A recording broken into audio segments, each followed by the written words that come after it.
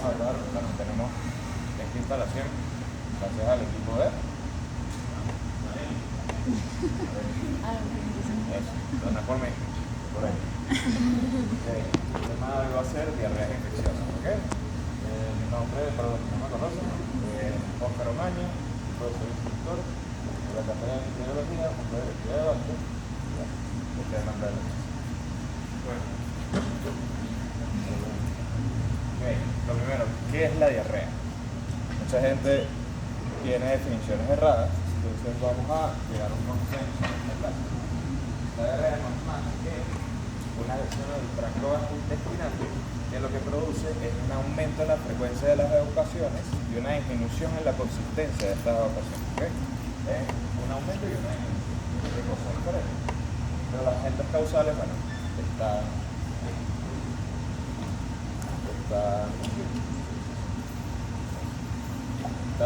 todas las posibles opciones: virus, bacterias, parásitos y hongos. ¿Okay? Entonces, a grosso modo, no les estoy diciendo nada, porque puede ser cualquier cosa, ¿no? Vamos a ir especificando un poquito. Lo primero que quisiera que se llevara es que los agentes causales varían con respecto a la edad. No es lo mismo tener a un niño menor a 5 años con diarrea que tener a un adulto mayor de 65 años con diarrea. Los agentes causales son diametralmente diferentes, ¿sí? Y lo primero que quiero que se lleven es que los virus son la causa más frecuente de diarrea. ¿Los virus se tratan con antibióticos? No. Entonces la mayoría de las diarreas que ustedes vean no las van a tratar con antibióticos. Tienen que darle soporte, sea con hidratación, sea con control de síntomas, porque bueno, a nadie le gusta sentirse mal. Y nosotros como médicos tenemos que tratar esos síntomas del paciente, pero eso no significa siempre poner antibióticos. ¿Okay? Yo quiero que se vayan de aquí sabiendo eso y entendiéndolo, porque cuando ustedes ya se gradúen, no quiero que cometan ese tipo de ocasiones. ¿Okay? Entonces, como los virus son los más prevalentes, 44%, muy por encima de todo lo demás, excepto Campylobacter. Esto lo más probable es que sea sacado de Estados Unidos. Campylobacter es una de las primeras causas de diarrea en Estados Unidos. Ahorita vamos a hablar un poquito del Campylobacter, de las consecuencias que puede tener su infección y la forma, los mecanismos de patogenicidad. Y otra cosa que vamos a hacer mucho hincapié es Escherichia coli. Hay 5 tipos que la cátedra quiere que ustedes se aprendan, entonces hay que sacar diferencias entre cada uno de esos tipos y semejanzas entre cada uno de esos tipos. ¿Okay? Las hay y no las hay. La diarrea del viajero, que es la última, por si acaso no vieron la última columna, es básicamente cuando uno viaja a otro país, come comida que no está acostumbrada, vuelve y tiene síntomas gastrointestinales dados por aumento de la frecuencia o disminución de la consistencia. ¿Okay? ¿Quién es el causante de ese tipo de diarrea? Bueno, por definición, solo es Escherichia coli, solamente. Pero hay algunos que lo asocian con Shigella, Salmonella, bueno, que son las cosas, ¿no? Pero técnicamente, quien lo causa es Escherichia coli tóxica, enterotoxicante. ¿Ok? ¿Por qué les digo y les hago tanto hincapié en que no deben tratar todas las diarreas con antibióticos? Bueno, está toda una distribución, este es Estados Unidos, tiene su referencia, esta es en todo el país de Estados Unidos. ¿Okay? Aquí podemos ver el porcentaje, cómo es la distribución por grupo etario de cada uno de los agentes causales. Así vemos, el que tiene mayor proporción es algo que se llama Clostridioides difficile. Antes de, bueno, en la cátedra, en el libro de la cátedra, capaz lo encuentro como Clostridium todavía. Esa terminología ha cambiado, ya no es Clostridium, sino Clostridioides.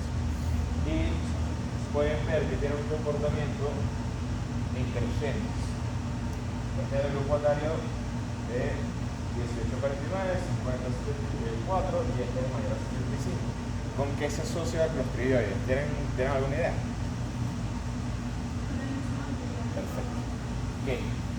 El uso de antibióticos indiscriminado, injustificado, porque bueno, por lo menos aquí en Venezuela uno puede comprar cualquier tipo de antibiótico sin receta médica, o a veces el farmacólogo pide algún tipo de receta médica, pero la mayoría de las veces no pide. La ingesta injustificada de antibióticos frecuente y prolongada se asocia con este tipo de infección definición. Los tiroides normalmente está en nuestra flora, en nuestra microbiota intestinal, pero cuando lesionamos esa microbiota, ella es muy resistente a los antibióticos. Solo hay unos cuantos los que son efectivos contra ella. Lesionamos la microbiota que está alrededor de ella y ella se multiplica. Si se multiplica, causa una infección, y si causa una infección, tenemos la enfermedad celíaca. Entonces, los antibióticos lo que hacen es volver patógena esta bacteria que está con nosotros normalmente en la microbiota intestinal. Entonces, por eso es que conforme pasa el tiempo, conforme uno va creciendo y llegando a adulto mayor, tiene más chance o menos chance de tomar antibióticos. Más chance. Entonces, por eso es que vemos este fenómeno en creciendo. ¿Sí? Eso es importante. Lo otro, bueno, los virus están allá, norovirus, rotavirus, eso más que todo es, si pueden ver, en población pediátrica o en población joven, chiquita. Campylobacter, como les dije, en Estados Unidos es más prevalente que por lo menos aquí en Venezuela, en países latinos, tropicales. Básicamente eso. Hay otro tipo de cosas que no tienen que saber por ahora, eso es para el año que viene. Por lo menos los poras, la realandia, ictiosporidium, esos son todos parásitos. ¿Ok? Eso lo van a ver mucho más detalle en el que viene.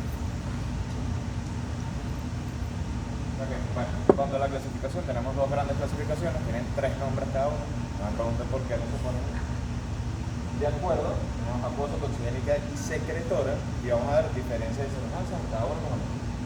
Normalmente está causada por virus, pero tenemos una excepción. La primera excepción es Staphylococcus aureus. Staphylococcus aureus cuando causa diarrea infecta per se. No lo hace. Es la toxina prefabricada, prehecha por el estafilococo, lo que genera la diarrea acuosa secretora en este tipo de pacientes. ¿Okay? Entonces, por eso es que tiene el asterisco.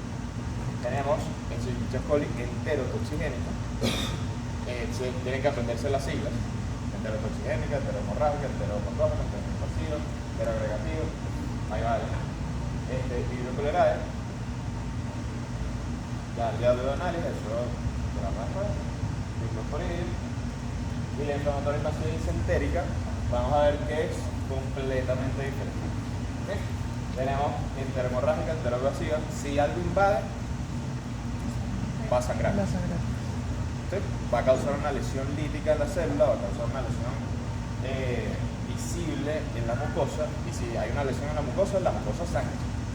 ¿Okay? Entonces vamos a ver diarrea con presencia de sangre. O disentería, diarrea inflamatoria, bacilo, también Campylobacter jejuni, también salmonella, salmonella histolítica, que es un parásito.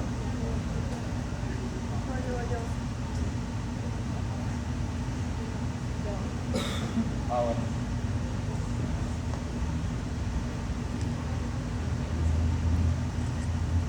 ¿Ya? Ahorita vamos con más que los agentes causales, con las características de cada uno de ellos. ¿Okay? Básicamente, uno no tiene sangre, el otro tiene sangre. ¿Sí? Perfecto. ¿Hay algunas que tienen moco y no sangre? Sí, de eso también lo vamos a hablar. Entonces, en cuanto a la acuosa toxigénica secretora, vamos a ver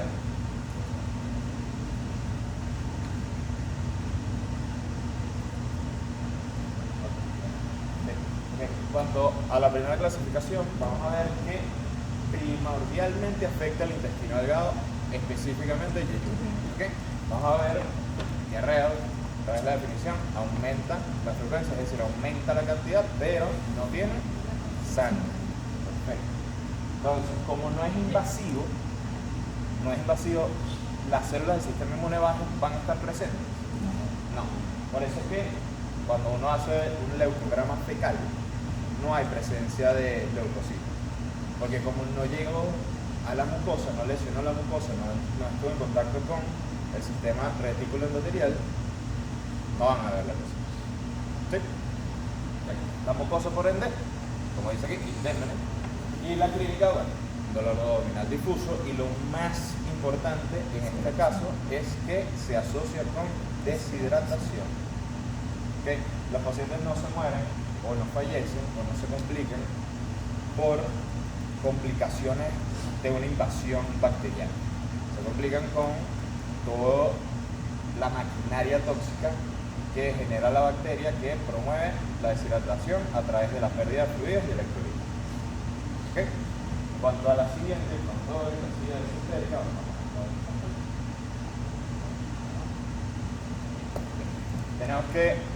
tenemos la primera diferencia, aparte de los agentes causales. Primero, afecta más que todo el yeyuno, ahorita afecta colon e hígado, ¿okay? Partes diferentes del intestino, y eso ya vamos a ver. Las heces, bueno, líquidas igual, eso no va a cambiar, pero tenemos presencia de moco o sangre. Aquí hay ciertos casos donde puede haber moco, vamos a ver. Hay menos cantidad no es tan abundante la diarrea como en la primera clasificación, pero tiene presencia de leucocitos. ¿Por qué? Bueno, porque hubo una invasión. La mucosa no va a estar interna, va a estar ulcerado friable. ¿Saben qué es friable?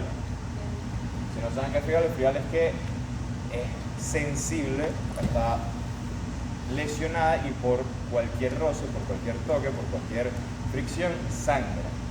¿Okay? Y tiene sentido. Si estoy lesionando la mucosa, que es la parte más superficial, hay cualquier roce, va a sangrar. ¿Okay?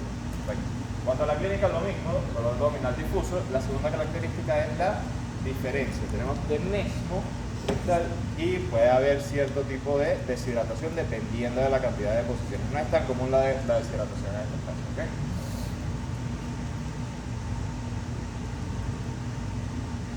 Ok, bueno, entonces, a grosso modo, las bacterias que causan diarrea, a excepción de la Staphylococcus aureus, que no la produce ella como tal, sino la toxina fabricada por ella, son bacilos gram negativos. ¿Qué? Los bacilos gram negativos, ya me agrupo los datos, los bacilos gram negativos a grosso modo se pueden clasificar por la presencia o no de oxidasa. ¿Okay? Tenemos tres patógenos que son oxidasa positivas, es importantísimo que lo sepan. Tenemos Pseudomonas, que no fermenta nada más. Entonces, por ahí uno ya saca que si es oxidasa positiva y no fermenta, toma. Si tenemos aparte que es oxidasa positiva, pero crece a altas temperaturas, ¿vale? Campylobacter. Okay. Y si es un bacilo curvo, que no tiene esta característica que crece en ambientes elevados de temperatura, es vivo. No es algo tan subjetivo como lo que les estoy diciendo, pero es para que se ubiquen en un primer momento. ¿Okay? En la otra ala, oxidasa negativa, tenemos a las enterobacterias, per se. ¿Okay? La primera subclasificación es si lactosa positiva, lactosa negativa. ¿Okay? No todos van a fermentar lactosa. Salud. Si fermenta lactosa o no fermenta lactosa, ¿ok? En los que fermenta lactosa, que son pocos, tenemos la prueba del imitol. Ya eso lo vieron en la práctica. Eso mide cierta capacidad enzimática de la bacteria, ¿no? ¿Sí o no? ¿Okay? Si es positivo, si tiene esta capacidad, Escherichia, si no, Klebsiella. Y en la otra, la de lactosa, es decir, lactosa negativa, tenemos una característica que es aconsejable que se lo tengan así. Si una bacteria produce ácido sulfídrico, lo más probable es que se mueva. ¿Okay? Por eso es que tenemos H2S, que es ácido sulfídrico, y movilidad juntos. ¿Okay? Pues si tú eres positivo para una de esas dos características, vas a ser positivo en la segunda. ¿Okay? Perfecto. Entonces, los que sí se mueven, es decir, los que sí producen ácido sulfídrico, son dos. ¿Cómo diferenciamos esos dos? Con la prueba de la ureasa. Entonces tenemos a Proteus, que es ureasa positivo, y tenemos a Salmonella, que igual produce ácido sulfídrico, pero no tiene presencia de la enzima ureasa. En la otra ala tenemos la tinción bipolar, que es algo que no se hace de aquí, o sea, no la hacemos, no, para que ellos tengan el conocimiento, no la vieron en la práctica, yo no la vi. Pero tenemos dos posibles respuestas, ¿ok? Cuando una bacteria es negativa en todo, si se ponen a ver dónde están los negativos, es hígado. Ya, no tengan que pensar. ¿Sí? Si no se mueve, si no produce ureasa, si es negativa la tinción bipolar, si no fermenta lactosa, si no tiene oxidasa, sigue. Y si por casualidad es positiva a la tinción bipolar, ya sí. Entonces, a grosso modo, esto es lo que pasa. Ahora vamos con las características individuales, por ahí vamos a hablar un poquito, bastante. Primero son móviles, ¿por qué? Porque tienen flagelos. Si algo se mueve es porque tiene faja también. Un anaerobio facultativo como lo del 95%, 90% de las bacterias. Okay. Colonizar el intestino. Wow. Sorprendente porque bueno, si produce diarrea claramente va a colonizar. Pero lo que sí es que presenta factores de colonización antigénicos. ¿Ok? Esas son siglas que se tienen que aprender porque tiene 4 y se escriben en números romanos. ¿Okay? 1, 2, 3, 4. Son proteínas que están, son componentes de las fimbrias que ayudan a la adherencia. Si ayudan a la adherencia, promueven la infección. Entonces esto es un factor de patogenicidad importante en esta bacteria. Algunas cepas son más uropatógenas, es decir, se relacionan más con infecciones del tracto urinario, y otras son más enteropatógenas, que se relacionan más con este tipo de cuadros de disentería o diarrea acuosa. ¿Okay? En cuanto a la clasificación, ya empezamos. Tenemos a la enterotoxigénica, que es la primordial. Tiene ¿cuántas toxinas? ¿Saben ustedes? 2. Okay, ¿cómo se llama?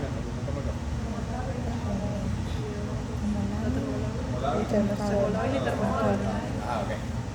¿Cuál se parece a la del vidrio? Porque hay una que se parece y otra que no. Como la de. Pero la de.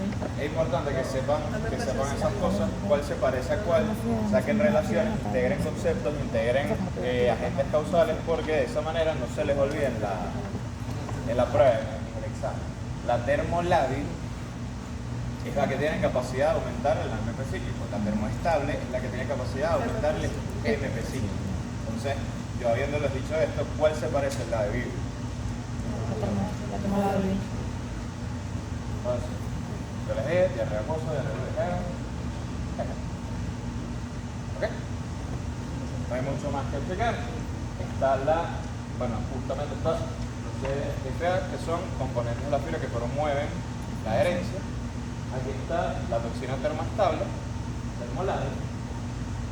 Entonces, una genera aumento de AMP cíclico, otra genera aumento de GMP cíclico, y cada uno de esos segundos mensajeros está asociado con un síntoma. Entonces, esta patogenia es muy llamativa, sobre todo en términos de examen. El AMP cíclico, ¿a qué está asociado? ¿A qué síntoma está asociado? A la deshidratación. Sí, pero ¿por? ¿Sabes por qué? ¿Por qué? ¿Qué síntoma causa la deshidratación? Porque la deshidratación más que un síntoma es como una complicación. ¿Pero está bien? ¿Por qué? ¿Tú? Sí. No, doctora, ¿qué grupo? La pregunta no sería diarrea osmótica. ¿Ah? Diarrea de tipo osmótica. Sí, o secretora, o acuosa. O sea, al final es una subclasificación dentro de lo mismo, pero todo bien. ¿Por qué? Ajá. ¿Qué es lo que pasa? Este aumento en el AMP cíclico, ¿qué genera? Genera un aumento del flujo de electrolitos que promueven el arrastre de agua. Y por eso es que tenemos lo que se llama una diarrea osmótica. Pero también podrías decir que es una diarrea secretora, ¿no? Porque está secretando electrolitos. Entonces, al final son términos que confluyen mucho. Entonces, con tal de que digas uno, obviamente lo que les ayuda a recordarse. Si es osmótica porque tiene mucha cantidad de electrolitos, en el lumen intestinal, perfecto. Si es secretora porque secretan los electrolitos, perfecto. Todas son maneras de recordarse de lo que está pasando en este paciente, ¿sí? Perfecto. Ahora, la enfermedad hemorrágica, es una de las más importantes. Esta sí no es una Escherichia coli, que no es acuosa, sino hemorrágica, centédica, se asocia con la carne bovina. ¿Okay? Es decir, ¿con qué tipo de comida se asocia? Hamburguesa. Exactamente. ¿Qué? Hamburguesa. Entonces, un país desarrollado que tiene exceso de cantidad de McDonald's, Burger King, cualquier cosa como Estados Unidos, ¿cuál creen que sea más probable? La segunda. Ok. Entonces, ¿qué pasa? Ese es el mecanismo de acción. Y es bonito porque, bueno, todas tienen su foto, todas tienen como su mecanismo en diagrama. Tenemos el mismo bacilo, gram negativo. Lo hubieran puesto rosado y hubiera sido muchísimo mejor porque, bueno, simula el gram negativo. Pero tenemos la toxina Shiga-like. ¿Okay? Tenemos dos Shiga-like, tipo 1, tipo 2. ¿Por qué es importante saber que es tipo 1 y tipo 2? Porque la tipo 2 se asocia con una complicación inmediata, tardía, de este tipo de infección, que es el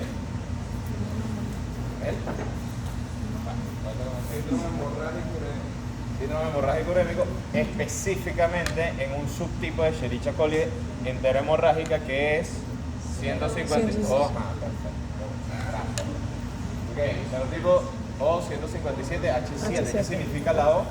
El lipopolisacárido. Bien. El H, el antígeno flagelar. Qué bien, me gusta. Ok, bueno, entonces, ¿qué pasa? Bueno, básicamente eso es lo que pasa. ¿Cómo se ve un síndrome hemorrágico? ¿Cómo es? Hemorrágico urémico. Hemolítico, no, perdón, hemorrágico. Es hemolítico urémico. O sea, eso está mal. ¿Cómo se ve? Bueno, uno, presentas hemólisis. Entonces, ¿qué vas a tener? Anemia. En segunda, ¿qué vas a tener? Un aumento de un compuesto que habla de degradación celular específico, que es la bilirrubina. Entonces vas a tener una disminución de la hemoglobina, un aumento de la bilirrubina. La bilirrubina se clasifica en dos, directa e indirecta. ¿Okay? O conjugada o no conjugada. La conjugación ocurre en el hígado, vamos a hacer un repaso. Si yo estoy rompiendo eritrocitos, la ruptura va a ser fuera del hígado. Entonces va a ser la bilirrubina que pasa antes de llegar al hígado. Es decir, la no conjugada, porque sí, la conjugada es la que está después del hígado. La que no está conjugada, es decir, la previa a llegar al hígado, va a estar aumentada en este caso. ¿Okay? Y el urémico, ¿qué quiere decir? Vas a tener altas probabilidades de una afectación renal. Entonces, uno de los marcadores de las variables que habla de falla o de afectación, mejor dicho, renal, es la urea. Entonces, ya saben, tienen básicamente muchas cosas que le pueden decir que están en presencia de síndrome hemolítico urémico, hemorrágico. Anemia, aumento de bilirrubina a expensas de la directa y urea elevada. ¿Ok? Perfecto. Ahora, la mnemotecnia es el agua de San Gabriel. ¿Por qué? Porque la lábil aumenta el AMP cíclico y la estable aumenta el GMP cíclico. ¿Ok? La mnemotecnia, tranquilo. Ok. Seguimos. La enteropatógena, bueno, estos son. Okay. Bueno, la enteropatógena no se diferencia muy bien, o sea, en términos clínicos, de la enterotoxina. ¿Okay? Pero en menores de 2 años. Si ustedes tienen un lactante, sea mayor o menor, que eso incluye de 0 a 2 años, con diarrea acuosa importante, primero, pensar en virus. Primero siempre va a servir, sobre todo si está en una guardería, porque en las guarderías lo más probable es que se haya contagiado de rotavirus. ¿Okay? La vacuna del rotavirus al primer año, normalmente las guarderías están menores de 1 año, entonces se asocia con este tipo de brote de rotavirus. ¿Sí? Pero ya habiendo descartado rotavirus, enteropatógena. Es una diarrea persistente, como dice ahí, y lo que pasa es igual se adhiere, pero ¿qué hace la patógena? La patógena ¿qué afecta? Que no afecta a la enterotoxina. Uno no tiene toxina porque no está nada entrando a la célula, ¿no? ¿No? Exactamente, ¿ok? Entonces, tenemos una afectación de las microvellosidades. ¿Dónde están las microvellosidades? En el polo ¿Cuál? apical. ¿Ah? Exacto, pero ¿en qué parte más? En el polo apical del heterocisto. Por la aplicación del enterocito. Claro, pero tipo en duodeno, en yeyuno. Sí. Ok, perfecto. Y eso no se relaciona mucho con la clasificación de acuosa y hemorrágica. Vale. Entonces aquí tenemos un poquito la génesis del por qué esta es acuosa y no hemorrágica. No hay lisis celular, no hay infectación celular per se. Hay de un componente apical, que son las microvellosidades. Si yo no tengo microvellosidades, el contenido va a quedar afuera, porque no lo puedo absorber con tanta facilidad. ¿Ok? Y eso no se parecería un poquito a una diarrea osmótica. Sí. Porque el contenido está aquí, está tan concentrado que el cuerpo lo que hace cuando hay un diferencial de concentración es botar agua en el sitio donde hay mucha concentración de algo, independientemente del algo que sea, para tratar de igualar la concentración en los dos. ¿Sí? Sí. Okay. Ahora, entero agregativa se parece un poquito a esto, como la foto aparece allá. Gracias. Una de las cosas se relaciona con biofilm, ¿okay? Puede o no tener ciertas toxinas, pero lo importante es esa formación de biofilm, ¿okay? ¿Por qué? Porque básicamente causa lo mismo, pero de manera diferente. Si yo hago una capa que tapa las microvellosidades, no puedo absorber nada. Entonces es como repetir un poquito lo mismo, ¿no? Perfecto. Con características diferentes. ¿Ok? Y por último, la estero invasiva va a ser un cuadro sumamente parecido a Shigella, porque uno, hay invasión. Lo que le había comentado, si hay invasión, va a sangrar, va a haber lisis celular. Y aquí tiene la característica especial de que forma jets de actina, que son esas como paticas que le salió al bacilo. Son jets de actina que lo que hacen es permitir la difusión entre células de este bacilo. ¿Ok? Eso es lo importante con entero invasivo. Diarrea disentérica, jets de actina, invasión intercelular. ¿Ok? Ok, ahorita Shigella, bueno, recordando el mapa conceptual, no se mueve, no produce, entonces si no se mueve, no produce ácido sulfídrico, ¿ok? Repitan eso en su cabeza. No fermenta lactosa, bueno, eso ya lo vimos también. Y esto es sumamente importante, resistente a ambientes ácidos. Y ahorita vamos a ver por qué. Algunas cepas son patógenas, otras no, bueno, casi todas. Bueno, no sé si la dan una foto.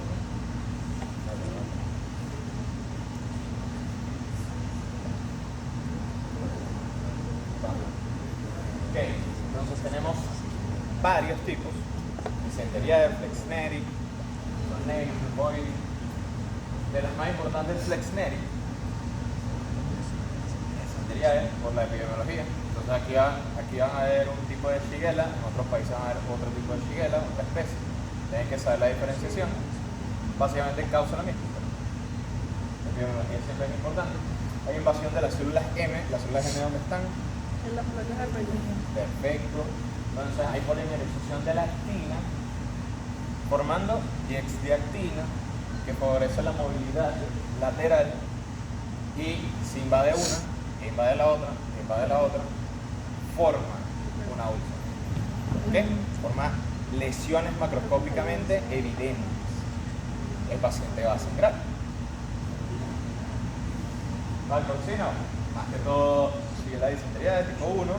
Tenemos el síndrome hemolítico urémico, también lo causa, al igual que la hemorrágica. Esta no está tan relacionada con la ingesta de carne bovina, es decir, hamburguesas. En menores de 10 años pueden ser las dos. ¿Hay capacidad de diferenciación de estos dos cuadros? Sí, mediante unas pruebas que ustedes en el laboratorio ya lo vieron, pero esto lo vamos a ver luego. Eso me desacomoda la presentación. Pero el punto es que hay un efecto inóculo, ¿okay? Al igual que en salmonella. ¿Por qué les pongo eso? Porque es importantísimo que ustedes determinen o sepan en verdad que la misma cantidad de bacterias de una especie, de un género y otra, en una genera enfermedad y en otra no. ¿Por qué? Porque una es más resistente a los mecanismos innatos de defensa del cuerpo que la otra. ¿Okay? Shigella es resistente a ambientes ácidos, como les había dicho en la lámina anterior. Va a poder resistir el ácido clorhídrico con mayor facilidad. Sí. Entonces el inóculo o la cantidad de bacterias va a tener que ser muy grande para causar enfermedad o muy chiquito para causar enfermedad. Chiquito. Entonces eso es lo importante. Uno no tiene que tener 100.000 colonias de Shigella en el inóculo para infectarse, para causar una enfermedad en el organismo, sino mucho. Eso es la diferencia de salmonella. Salmonella es como el primo de Shigella, desaparecen las dos. Hay una garra que se llama literalmente SS. Este sí es móvil, este sí produce ácido clorhídrico, ácido sulfídrico. El ácido sulfídrico, ¿cómo se ve? Negro, siempre se ve negro. Ah, y el medio que les puse, ¿cómo se llama? El verde. Ese medio, ¿cómo se llama? TCBS. Ese es para TBCS. vivir. TCBS para vivir. Pero Ese es un medio que no está aquí, Ah. se llama Hectoin, pero es básicamente un SS. ¿Ok?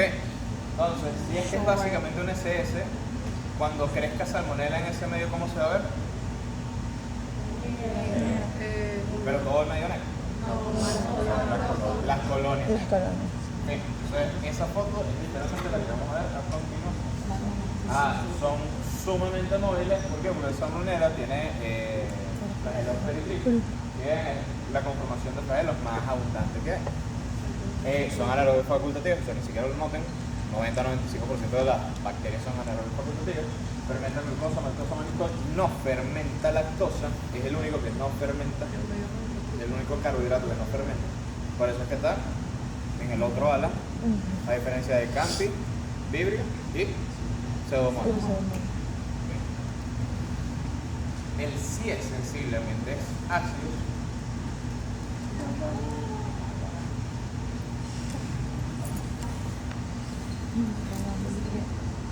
¿Ya? Ok, entonces, ¿qué pasa primero con él? Pasa básicamente lo mismo.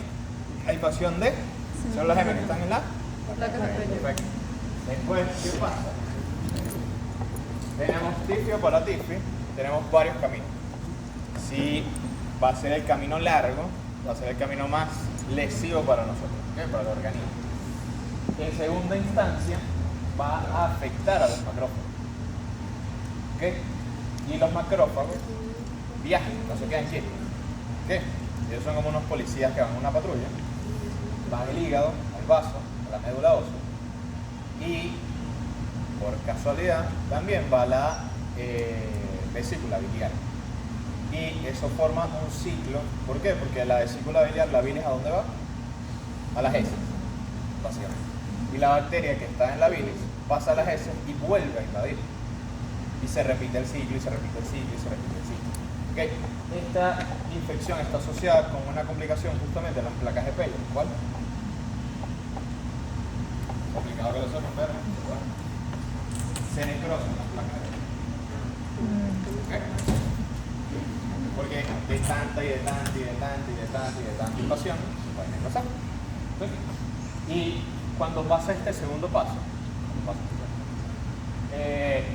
es lo que se llama como fiebre tifoidea.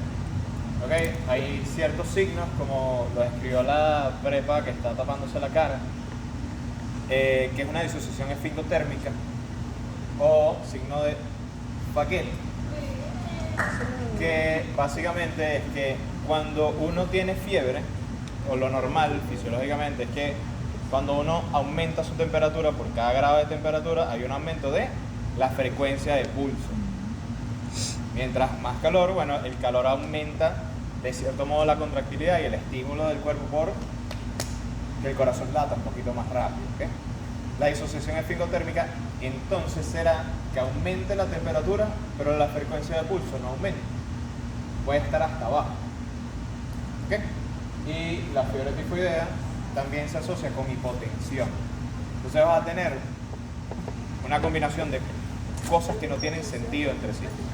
¿Okay? Se va a aparecer algo que vamos a ver esta semana que se llama sepsis hasta cierto punto. ¿Okay? Es importante que tengan eso en mente porque en la patogenia de esta enfermedad es muy importante que hablen de la disociación esfincotérmica porque hay pocas bacterias que causan esto. ¿Okay? Está Legionella, Brucella, está Salmonella. Legionella ni siquiera está en el país, entonces bueno, Y bueno, tenemos Salmonella enteritidis. ¿Okay? Salmonella enteritidis está asociada con la ingesta de cierto tipo de alimentos. ¿Alguien sabe cuál? Pollo. ¿No? ¿Cómo? Pollo. ¿Eso no era? Cada vez que estamos Pollo. ¿Qué? Pollo. Pollo. Pollo, carne. Pollo. Ok, entonces Salmonella enteritidis en vez de infectar macrófagos va a extenderse a las células epiteliales. ¿Ok? Y por eso tenemos en una fiebre tifoidea y en otra gastroenteritis. Que en este caso sería una gastroenteritis bacteriana aguda. ¿Sí? Acá tenemos el ciclo de vida. Está mal.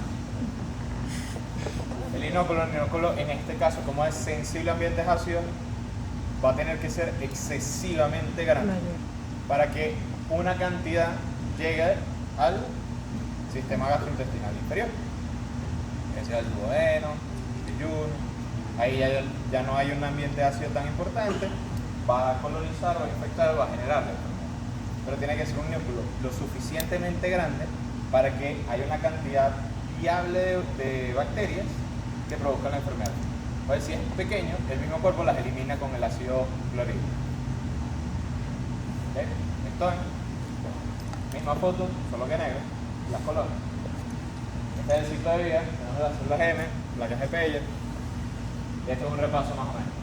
Los macrófagos van a los nódulos linfáticos mesentéricos, y ahí van al vaso, al hígado, a la médula ósea, incluso van a la vesícula biliar, importante que se lo recuerden porque ese es el ciclo. Ahí es que se cierra el círculo, porque si se queda en el vaso, en el hígado y en la médula ósea no vuelve a llegar al epitelio gastrointestinal. ¿Ok? Entonces es importante que cierren ese círculo. Y bueno, tenemos una primera bacteremia, que bacteremia, bueno, si lo recuerdan o no lo recuerdan, no sé si se lo han dicho, es la presencia de bacterias en la sangre. Entonces tenemos una primera bacteremia que es cuando pasa por primera vez de los nódulos linfáticos mesentéricos a su recorrido por vaso, hígado, médula ósea y vesícula biliar. Perfecto. Y después, cuando vuelve a salir de estos órganos, vuelve a entrar a la sangre, entonces tenemos la segunda bacteremia. Esto es importante que lo digan en la foto. ¿Ok? Y aquí dice, placas de Peyer reexpuestas a salmonella. Ahí es que causa la necrosis. ¿Okay? Ya es un tejido lesionado que vuelve a estar infectado, por ende hay una mayor probabilidad de necrosis. ¿Okay? ¿Qué pasa? Esta pasa por muchos sitios. Si se ponen a ver, pasa por las placas de Peyer, pasa por el sistema reticular endotelial, pasa por hígado, vaso, médula ósea, demasiados órganos. Hay demasiadas maneras de diagnosticar, pero hay diferencias en los tiempos, y eso es lo importante. En fiebre tifoidea uno puede tener muestras de orina, puede tener muestras de heces, puede tener muestras de sangre. ¿Ok? ¿Cuáles son los tiempos? Aquí se lo doy. Estos son los tiempos. ¿Ok? ¿Por qué si la fiebre tifoidea empezó en las placas de Peyer, es decir, en el sistema gastrointestinal, el coprocultivo es una de las últimas cosas que se puede hacer para diagnosticar? Porque tienes que esperar que vuelva a estar ahí. Entonces la patogenia se relaciona con el diagnóstico. Es importante que, a mí me gustan mucho esas relaciones porque así ustedes se les quedan. La gastroenteritis no va a ningún sitio. Entonces básicamente, ¿sí? Entonces a grandes rasgos tenemos salmonella, tifi o paratifi y todas las demás. Todas las demás, coprocultivo nada más, tifi paratifi, que están asociadas a fiebre tifoidea. Tenemos toda esta batería de exámenes que es muy importante que ustedes sepan cuándo hacer qué. ¿Ok? Otra cosa, ¿salmonella tiene cápsula o no? No, eso no es seguir hasta que ¿sí o no? Es importante, o sea, se tienen que equivocar aquí, pues. O sea, no en el examen. ¿Sí o no? Creo que sí, no, diría que no. Ok, tenemos un no. ¿Quién más? Yo creo que sí. ¿Tú crees que sí? Ok, ¿quién más? Sí, la digo, no, ¿Tú dices que no? ¿Quién más? ¿Tú dices que sí? ¿Quién más? Bueno, pues lo pueden decir todos en conjunto, ¿vale? Conéctense, vamos. Ok, salmonella sí tiene cápsula, ¿ok? Es el antígeno O. En este caso, ¿ok? Por eso es que es importante que, bueno, yo hablo mucho de esto con mi grupo y con los prepas, de anemia drepanocítica. En anemia drepanocítica los pacientes padecen de un hipoesplenismo, un esplenismo funcional. El vaso, el mismo cuerpo se deshace del vaso mediante microinfartos, porque los drepanocitos son una célula eritrocítica en semiluna, ¿no? No tiene flexibilidad. El eritrocito, para pasar por capilares muy chiquitos, se tuerce, se flexiona y discurre a través de un tubo que es mucho más pequeño que él. Una cosa rígida, ¿de esta forma va a poder pasar? No. Se incrusta, hace un tapón, genera microinfarto. ¿El tejido que está posterior a ese capilar va a tener oxígeno? No, se infarta, se necrosa, deja de funcionar. En el hígado está la pulpa blanca, histología. Ahí básicamente va a haber un depósito de células. Presentadoras de antígenos. Exacto. Y si tú deshaces ese tejido, no tienes esas células, no puedes generar anticuerpos. ¿Qué? Entonces, ¿qué pasa? La cápsula no es un antígeno para lo que nosotros siempre generamos anticuerpos. Estos patógenos, los capsulares, es importante que los tengan en una lista y se la graben, porque hay muchas patologías que afectan este sistema y a este tipo de pacientes hay que vacunarlos. ¿Okay? Un drepanocítico está en alto riesgo de padecer de osteomielitis por salmonella. Ningún otro paciente está en ese riesgo. Ninguno. No hay otro paciente que tenga salmonella por osteomielitis por salmonella. Solo los drepanocíticos o cualquier paciente que haya tenido un choque, haya tenido una ruptura esplénica, le hayan resecado el vaso por algún tipo de tumor, ese tipo de cosas. ¿Ok? Entonces, por eso es importante. Suelen suceder cosas parecidas con otras bacterias que no sean... suelen suceder cosas parecidas con bacterias que también sean capsuladas. Sí, claro. Si uno es un paciente drepanocítico, necesita vacunas contra neumococo, ¿no? Entonces, si no vas a tener neumonías a repetición, pero no solo eso, sino el neumococo puede causar ¿qué complicación? Eso ya lo vieron. Meningitis. Ok, entonces, meningitis. La meningitis es algo que deja secuelas. Sí. Claro. Uno quiere tener secuelas neurológicas por una infección para la cual te pudiste haber vacunado. No. No sean antivacunas, muchachos, por favor. Meningococo, salmonella. Ahí vale. O sea, por favor, darle paso, ¿no? Es importante. Sacan ese tipo de relaciones. Campi. Campi tiene esta forma, algunos le dicen grausoma, a mí me parece más que son como alas de gaviota de un niñito que no sabe dibujar todavía. ¿Okay? Tiene flagelos, la posición de los flagelos es polar, pero tiene dos, entonces no sería mono, sería anfi. Muy bien. Bien. Bueno que tú. Okay. Anfi es microaerófilo. Esto básicamente, ¿qué dice? Rico en CO2. ¿Que le gusta un poquito? El oxígeno. El oxígeno. Ya. Se proporciona todo. Forman alas de gaviota de un niño que no sabe dibujar. Y es oxidación. ¿Ok? Otra cosa que falta acá es que crece, sobrevive, se multiplica, infecta en ambientes con temperaturas elevadas, 42 grados. ¿Ok? Por eso aguanta la fiebre. ¿Hay otras bacterias que hacen esto? Sí, muy pocas. Sobre todo las prehistóricas que están en los geysers. Pero esas no vienen acá. Entonces, okay. Esta es la primera causa, como les había dicho, de diarrea en Estados Unidos. Okay. Entonces la primera diarrea en Estados Unidos va a ser acuosa o disentérica. ¿Ah?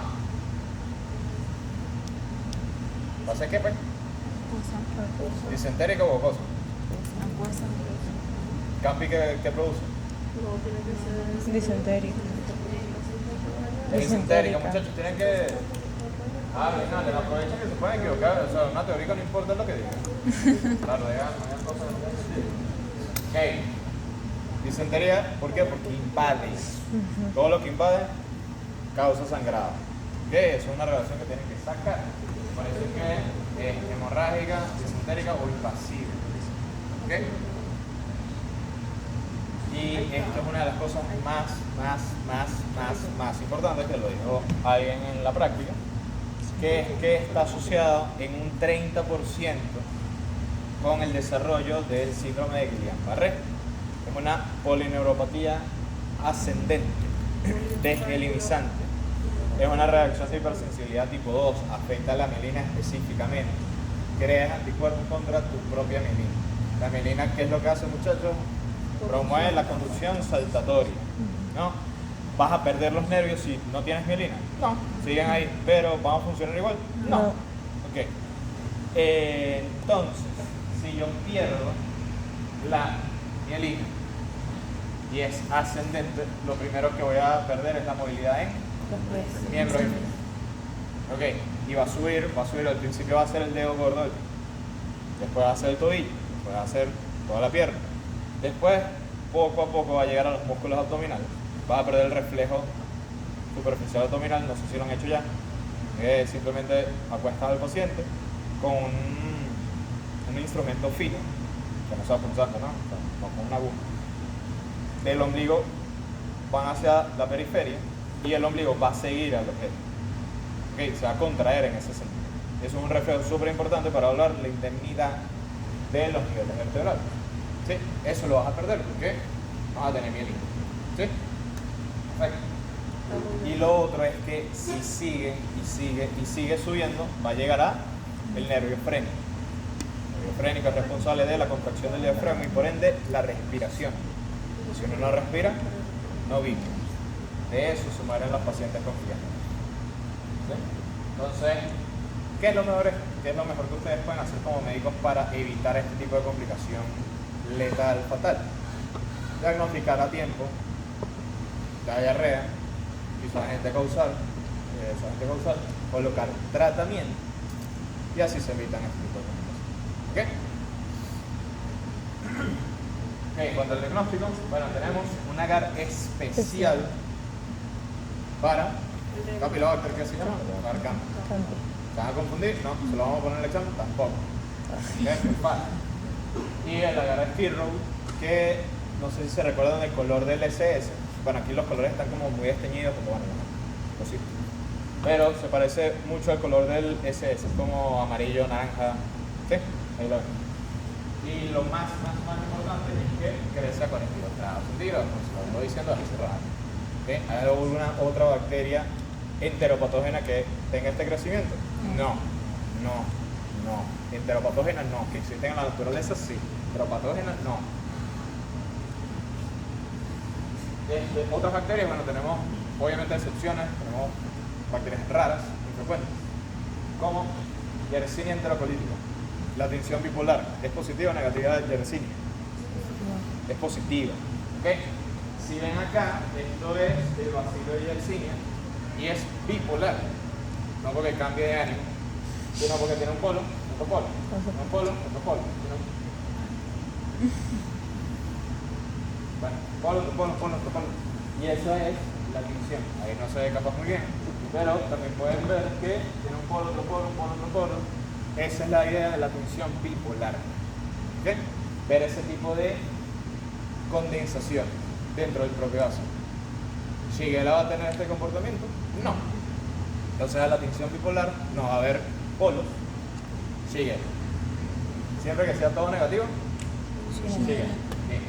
Aeromonas hidrófilas, ¿dónde va a estar? En el agua.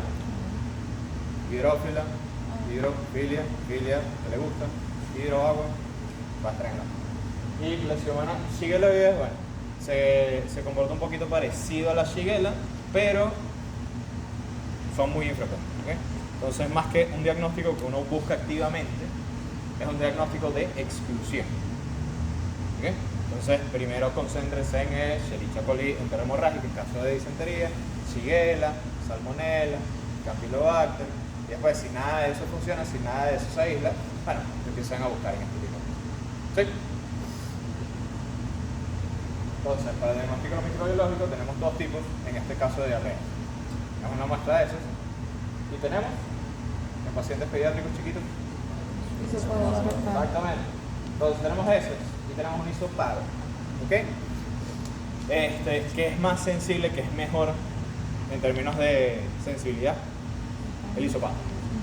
Porque, bueno, no tiene el componente de sesgo de, bueno, la microbiota de la piel, de cómo tomó el paciente la muestra, sino es un procedimiento médico que hace uno asepsia antisepsia. Uno sabe qué es lo que está haciendo. El paciente claramente cuando se está sintiendo mal recolecta una muestra de esa que ni siquiera sabe lo que está haciendo. Entonces, por eso es mejor. ¿Ok? ¿Qué pasa? Este tipo de muestras tienen una particularidad. Pueden durar todo un día en que tú lo lleves al laboratorio. No. ¿Cuál es el límite? 2 horas. 2 horas. Perfecto. Qué bueno, ¿eh? 2. Toma foto. Ya. Ok, bueno, tenemos los medios de cultivo, McConkey. ¿Fermenta o no fermenta? Lactosa. ¿Sí? Cuando fermenta es. Ok, entonces ¿este es positivo o negativo? Sí. Yo le digo que al revés. Ah, qué mal, ¿eh? Claro. Este es al revés que Chapman. El Chapman cuando fermenta es amarillo y cuando fermenta es rosado. No todo lo que es amarillo fermenta, a pesar de que uno en su cabecita piensa que sí, porque en Kligler pasa, en Chapman pasa, hay otros medios en los que pasa, aquí no pasa. Al ¿Ok? revés. Vamos a darle pan. ¿Qué bacteria es esta rápido? ¿Cuál es? ¿Qué? Coli. Sí, coli. ¿Por qué? Porque es verde metalizado. Si ustedes ven ese tipo de comportamiento, ya saben qué es Escherichia coli y cuál es su medio. Y por último tenemos, vamos a ver, dice ese, Salmonella, Shigella. ¿Cuál es Salmonella? El negro. Shigella, el tranquilo. Sí. Ahí sí. Ok, siguiendo con los medios de cultivo, tenemos más, porque aquí una fiesta de medio de cultivo. ¿Lo habían dicho? ¿Qué son las iniciales? Tioglicolato. Tioglicolato. Eso no será un medio de transporte. No, tiosulfato. Ajá, sulfato, ¿qué más? Citrato. Bilis agar y sacarosa. Perfecto.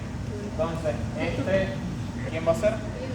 Vibrio. ¿Es el único que genera eso? Sí. Sí. Ese color fluorescente amarillo. Es el único que genera eso. ¿Ok? Importante saber qué significan las siglas. ¿Por qué? Porque hay una prueba que se llama literalmente prueba de citrato. ¿El vibrio va a estar positivo o negativo? Positivo. Positivo. Porque si crecen ese agar que tiene citrato, Claro. la prueba va a ser positiva. Entonces otra vez, intente relacionar cosas que le están viendo. Este es el agar campi, es negro, es el único agar negro. Las colonias no pueden ser negras, pero no las vas a ver. Van a ser blancas grisáceas. Y Wilson Blair, que es básicamente un agar parecido al SS. La salmonella se va a ver translúcida, transparente. Salmonella se va a ver negra, siempre negra. ¿Por qué? ¿Por qué? Porque tiene ácido Ácido sulfúrico. Ok, hay otro tipo de pruebas, claramente sí hay. Y en esas pruebas está clic. Básicamente tenemos el bisel del taco, la producción de gas y la formación de ácido sulfúrico. En el bisel, ¿qué hay? Lactosa. Hay lactosa. Lactosa. En el taco hay glucosa. Glucosa. La producción de gas, como se ve, cuando hay una separación del taco con el final del tubo de ensayo y el ácido sulfúrico, bueno, si hay una masa negra en el medio. ¿Sí? Entonces aquí podemos decir que no fermenta nada, fermenta las dos tiene gas, fermenta solo glucosa, no forma gas, y aquí fermenta glucosa y produce gas, y produce ácido sulfúrico. ¿Sí? Rápido, algo muy visual. Aquí tenemos cómo se comporta cada una de las bacterias en cada una de las pruebas. ¿Ok? Esto se lo tienen que aprender.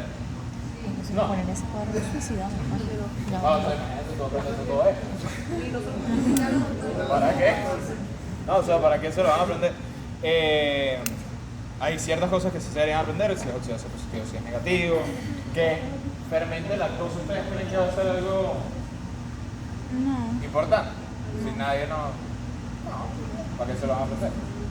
Esto es básicamente para que ustedes se ubiquen, para que vean que cada bacteria tiene un comportamiento diferente. Es solo para eso, para eso. ¿Okay? Si ustedes quieren, bueno, de vez en cuando repasar esto, perfecto. Pero hay muchas más características que pueden diferenciar más que una tabla, ¿ok? Por lo menos proteos ¿qué conformación de flagelos tienen? Proteus. Proteus es la bacteria que más se mueve de las bacterias. ¿Ok? Entonces es Peritrico. Periphery. ¿Qué pasa? Cuando tú inoculas Proteus en un medio de cultivo, como se mueve tanto, se va a mover, incluso en el cultivo. Y forma como ondas expansivas. Y eso es un fenómeno que se llama fenómeno de Swarming. ¿Okay? Y eso lo causa otra bacteria, pero por lo menos lo causa Salmonella, que también es móvil. No, solo Proteus. ¿Okay? Entonces, yo me tengo que aprender que, bueno, ácido sulfúrico, urea, todo. No. Si yo veo una bacteria que produce el fenómeno de Swarming, ya sé que es Proteus. Hay muchas otras características que ustedes pueden aprenderse o razonar para sacar cuál bacteria es. Las pruebas de identificación, primero tenemos el indol, que es triptofanasa, la enzima que mide si hay presencia o no. ¿Cómo se ve? Bueno, básicamente el rojo.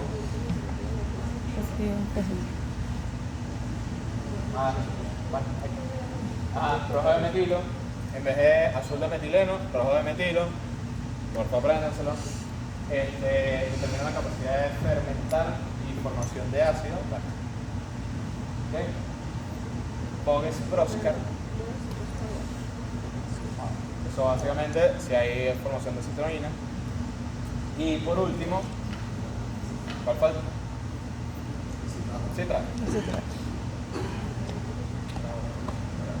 Se usa el citrato como suplemento energético, lo va a virar a azul. Y aquí está lo que encontramos. Entonces, básicamente, si hay un halo diferente, no. Si hay un halo diferente, es positivo. Si algo es rojo, positivo. Si algo es azul, es positivo. ¿Sí? Lo más importante es que sepan las enzimas, sepan qué es lo que se está midiendo. ¿Okay? Y ahí traten de hacer relaciones, porque por lo menos citrato, ya yo sé que Viviro es uno de los que fermenta citrato, porque en su medio selectivo hay citrato. Métodos serológicos también existen, aglutinación de anticuerpos, y PCR, entonces se ve. ¿Eso se lo vamos a poner en el examen? No. ¿Hacemos aquí PCR? No. Entonces, básicamente una foto. Véanlo, esto es lo que pasa en la vida real. Tenemos un panel de proteínas mediante los cuales nosotros identificamos ciertas bacterias. Por lo menos, ¿esta cuál es? Shiga toxin 1. ¿Saben a quién va a identificar? La Shigella y enteromorrágica. Exacto. Entonces aquí podemos ver Shigella aquí está. Esa foto no es la mejor del mundo, pero básicamente así funciona. ¿Sí? Ok. Ya, eso fue todo. Bello.